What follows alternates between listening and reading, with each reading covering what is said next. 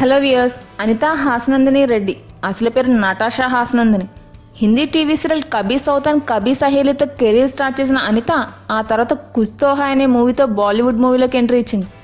Star ప్లస్లో 2005లో telecast అయిన super hit serial కావ్యాంజలిలో హీరోయిన్గా చేసింది. ఈ సీరియల్ అప్పట్లో టాప్ ర్యాంక్లో నిలిచింది. సీరియల్లో చూసిన అనితని డైరెక్టర్ తేజ నువ్వు నేను మూవీకి సెలెక్ట్ చేశారు. 2001లో రిలీజ్ అయిన నువ్వు నేను మూవీ అప్పటి సినిమా ఇండస్ట్రీ రికార్డ్స్ని బ్రేక్ చేసింది. చిన్న సినిమాగా వచ్చి పెద్ద విజయం సాధించింది.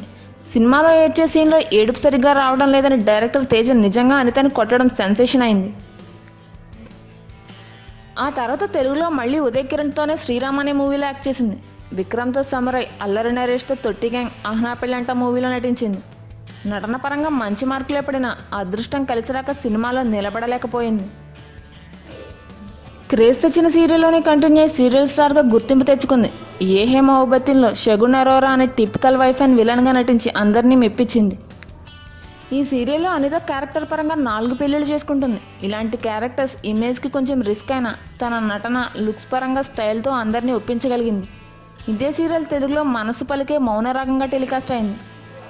అనిత 2013లో రోహిత్ రెడ్డి అనే గోవాకు చెందిన బిజినెస్ మ్యాన్ని పెళ్లి చేసుకుంది. జిమ్లో పరిచయం ప్రేమగా మారింది.